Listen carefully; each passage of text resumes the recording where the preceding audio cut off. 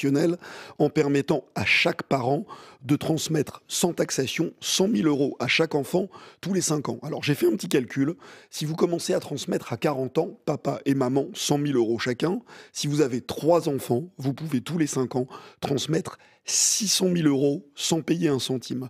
2 400 000 euros en 20 ans transmis à des enfants sans que l'État ne touche un centime. De tous les programmes, c'est certainement celle qui favorise le plus les vrais riches.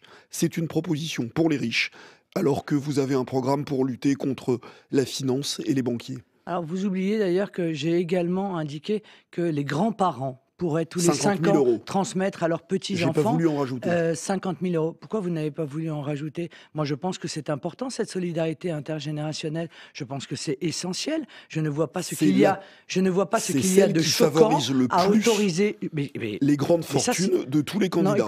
écoutez, non, Si. vous êtes gentil, vous me faites pas ce débat-là, Mais c'est vrai. alors que je suis la candidate qui refuse de Il est supprimer gentil. l'ISF. D'accord? Alors que M. Macron, lui, a fait un ISF spécial, immense fortune, Mais- puisque son ISF à lui ne va taper que les propriétaires immobiliers, c'est-à-dire tout, on le sait, ce qu'on appelle les petits ISF, ceux qui héritent 2 400 000 d'une euros résidence transmis en principale 20 ans qui sans est payer un au-dessus d'un centime. million d'eux. Donc je maintiens l'ISF, mais je pense effectivement qu'il faut aujourd'hui alléger la possibilité transmission. de transmission entre les parents et les enfants, entre les grands-parents et les enfants, particulièrement, je vais vous le dire, dans la situation de crise actuelle, qui est une situation dans laquelle, monsieur, je ne porte aucune responsabilité, à la différence de mes concurrents. C'était une proposition de Nicolas Sarkozy en 2000.